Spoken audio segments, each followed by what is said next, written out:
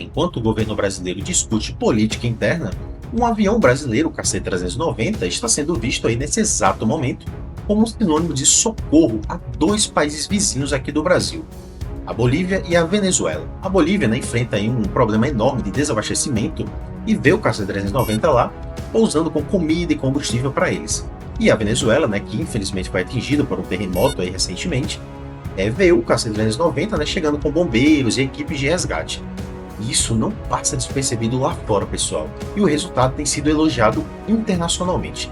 Hoje eu vou mostrar para vocês aqui como cada uma dessas missões aconteceu e o que isso representa para a imagem do Brasil lá fora. E também por que uma notícia que saiu lá na Coreia do Sul envolvendo um aparato militar deles também tem a ver com isso tudo. Então, antes de começarmos, pessoal, vou pedir a todos que se inscrevam abaixo do canal, deixem um like em vocês e ativem o sino para receber os próximos conteúdos aqui do canal. Eu me chamo Léo David e vocês estão no Esfera Militar. Lembrando que essa notícia aqui, esse acontecimento, está lá na nossa playlist do KC-390, do raio-x do KC-390. Então lá abaixo no canal tem várias playlists, né, do KC-390, do Gripen, da Fragata Tamandaré. Então vão lá e maratonem o canal, né, todos os vídeos lá. Então vamos ao vídeo. Vamos começar pela Bolívia. O país vizinho, né, aqui do Brasil enfrenta uma crise de desabastecimento causadas por bloqueios de estradas que impedem a chegada de mantimento, né, da capital La Paz. Diante disso tudo aí, um KC-390 do primeiro grupo de transporte de tropa, o Esquadrão Zeus, né, bem conhecido aí, está operando há dias por lá, fazendo aí uma verdadeira ponte aérea, né, para levar o combustível e alimentos também essenciais até a população boliviana. E essa nem é a primeira vez que isso acontece, pessoal. Essa já é a segunda missão, né, de apoio à Bolívia num período aí muito curto de tempo, né, e o que mostra que a Força Aérea Brasileira conseguiu estruturar uma resposta rápida, né, vamos dizer assim, e recorrente também, claro, né, desse tipo de emergência e tudo mais, né, e num país vizinho, né, sem improviso, com logística já rodada e tudo mais. Isso mostra muito, pessoal, tanto da Força Aérea Brasileira quanto do KC-390. Eu sempre costumo dizer que aviões, cargueiros, eles precisam de testes reais.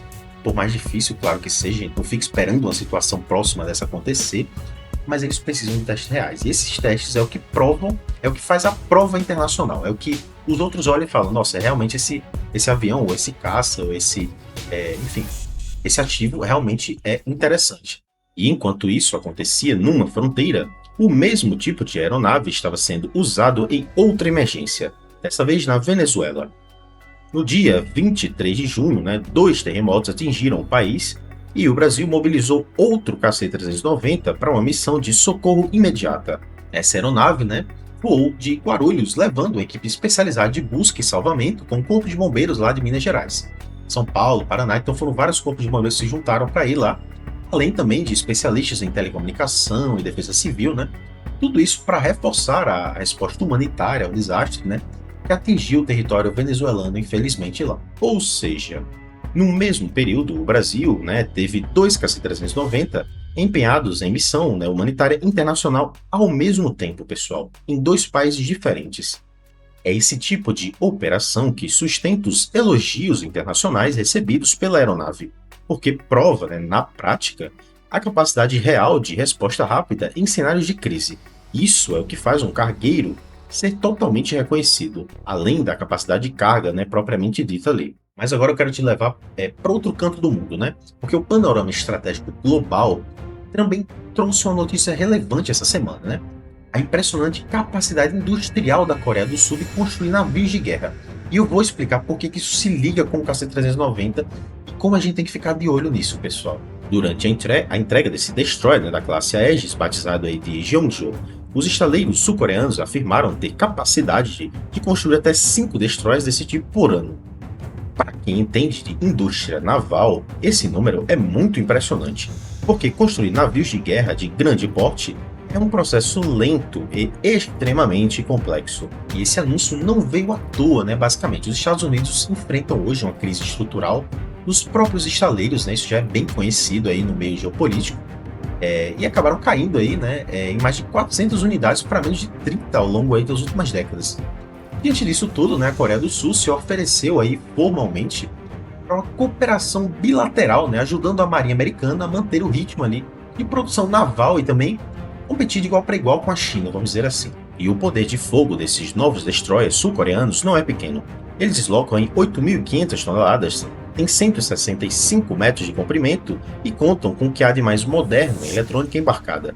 São 64 células de lançamento vertical de mísseis, mais 8 mísseis antinavio, né? Um desempenho aí que basicamente se equipara à renomada classe, né? Arleigh Burke, né? Da própria Marinha dos Estados Unidos. Então é um equipamento formidável. E isso mostra uma coisa clara. Quando um país domina uma indústria estratégica por completo, né, do projeto até a produção em série, ele deixa de ser só um comprador e passa a virar uma peça de influência geopolítica mesmo.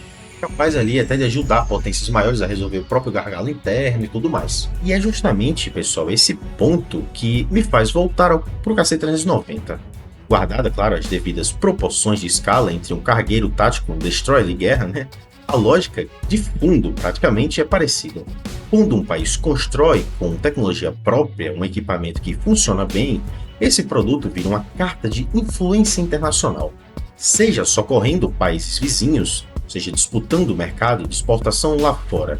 E dá sim pra gente correlacionar isso com o KC-390. E na minha opinião, né, cada missão como essa, empregada em cenários reais de crise, com resultados bons, né, e elogios internacionais, só mostra realmente cada vez mais que o KC-390 é um projeto excelente, né, e é um orgulho nacional mesmo aqui do Brasil. Não é um papo aí de propaganda, né, e tudo mais, pessoal. É uma operação empregada realmente em situação real, né, atendendo aí países vizinhos em momentos de necessidade, né, com a aeronave cumprindo realmente o que promete. Cargueiros são importantes devido a isso, são importantes e nesse tipo de situação também, não só em situação de guerra, né, então ajuda humanitária e tudo mais. Quanto mais missão desse tipo o Brasil acumular, né, mais forte fica o histórico do KC-390. E isso tem um peso direto, né, na hora de vender a aeronave lá fora. Com certeza, pessoal. Então, porque, claro, né, um comprador internacional, se vocês forem pensar, né, ele gosta de ver o equipamento provado em situações reais, né, não só de teste de fábrica.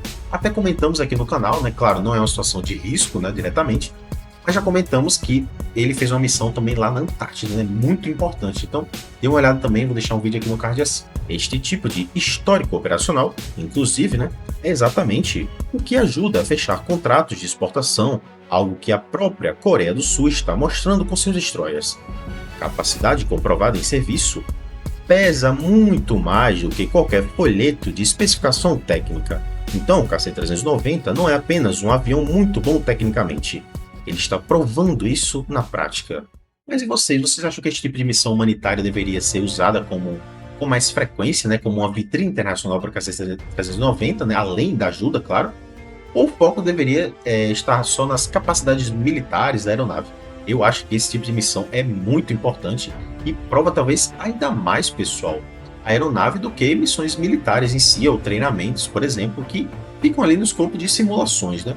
Então, deixe suas opiniões aqui abaixo nos comentários. Os seus comentários é o que movem aqui o canal. Então, por favor, podem comentar. Lembrando que eu sou apenas um entusiasta do meio militar. Não sou um jornalista, né? Então podem debater comigo e tudo mais. Não estou falando que jornalistas também não podem ser debatidos, né? Mas, enfim, vamos fazer essa troca aí nos comentários. E, por favor, se não se inscreveram ainda, se inscrevam abaixo no canal. Deixem um like para melhorar o engajamento aqui do vídeo. E até o próximo vídeo.